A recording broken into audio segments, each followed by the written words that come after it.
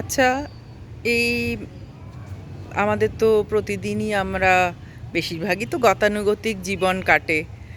একইভাবে ঘুম থেকে ওঠা আবার ঘুমিয়ে পড়া দিয়ে শেষ হয়ে যায়। এর মধ্যে কি ইদানিংকালের মধ্যে এমন কোনো ঘটনা ঘটেছে তোমার কাছে যেটা খুব তোমাকে নাড়িয়ে দিয়ে গেছে, খুব অবাক লেগেছে? এরম কোনো ঘটনা কি ঘটেছে? হ্যাঁ, এরম ঘটনা তো ঘটেইছে তিলোত্তমাকে নিয়ে।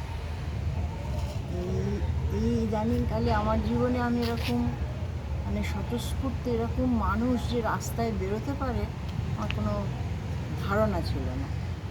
রাত্রির 12টার পর প্রতিবাদের যে ঝড় মানুষ তুলেছিল, ছেলেগুলো মানে 8 থেকে 80, হ্যাঁ, হাজারে হাজারে মানুষ রাত 12টার পর হাতে সেই আলো নিয়ে তারা যে সেই প্রতিবাদের মিছিলটা গেল, এটা আমার জীবনের ভীষণ একটা মানে আমি কোনো দিন তো দেখিনি, ভীষণ একটা নাড়া দিয়েছিল।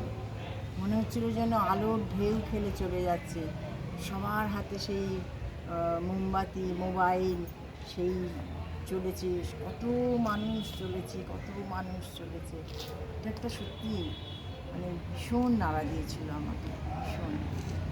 আশা করি এই তিলোত্তমাও বিচার পাবে। সবাই মিলে যে হ্যাঁ, প্রচেষ্টা, যে প্রতিবাদ, যেটা স্বতঃস্ফূর্তভাবে বেরিয়ে এসেছিল, নিশ্চয়ই তার ফল তিলোত্তমাও পাবে, তার আত্মাও শান্তি পাবে।